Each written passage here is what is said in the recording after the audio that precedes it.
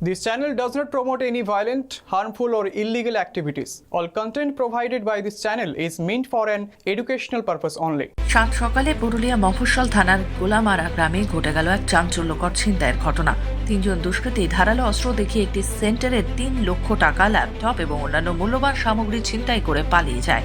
ঘটনাটি ঘটেছে গোলামারা গ্রামের ফাঁকা রাস্তায়। জানা গেছে, গোলামারা গ্রামের বাসিন্দা জয়দেব মাহাতো পাশের বাইকাটা গ্রামে সেন্ট্রাল ব্যাংকের একটি সিএসপি সেন্টার পরিচালনা করেন।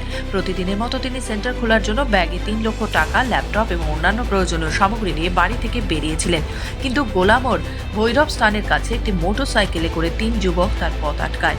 গলায় ধারালো অস্ত্র ঠেকিয়ে তারা তার কাছে থাকা ব্যাগটি ছিনতাই করে নিয়ে চম্পট দেয়। এই ঘটনায় জয়দেব মাহাতো পুরুলিয়া মফস্বল থানায় লিখিত অভিযোগ দায়ের করেছেন। ভৈরব থান যাওয়ার ঠিক ঢুকবো তার একটু আগেই ৩ জন দুষ্কৃতী মোটর বাইকে আমাকে অ্যাটাক করে আমার ব্যাগ ছিনতাই করলে। ব্যাগের মধ্যে আমার টাকা পয়সা, ল্যাপটপ, নানা যত কিছু আরও দামি নথিপত্র এই সকলের মধ্যে থাকে, সেটা ছিনিয়ে নিয়ে ওরা মোটর সাইকেলে পালান যায়। ৩ লক্ষর মতো ছিল। দুষ্কৃতীরা কোনো অস্ত্র ফস্ত্র ছিল? হ্যাঁ, ধারালো ছুরি দেখায় আমাকে, গলার কাছে ধরলো, তারপর আমাকে ঠেলে ফেলে দিয়ে আমার ব্যাগকে ওরা রশিটা কাটিয়ে নিয়ে চলে গেল। স্থানীয়দের অনুমান, ছিনতাইকারীরা ঝাড়খণ্ড রাজ্যের দিকে পালিয়ে গেছে। তবে ঘটনার পরে এলাকার মানুষজন আতঙ্কিত। একে তো সকালে এমন একটি ছিনতাই, তার ওপর এই ঘটনা যে কোনো সময় ঘটতে পারে এমন আশঙ্কা স্থানীয়দের।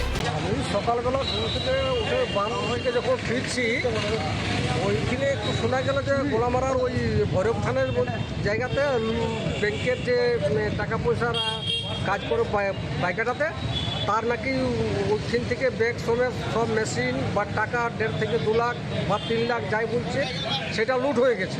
পুরুলিয়া থেকে মধুসূদন দেওঘরিয়া রিপোর্ট, খবর বাংলা।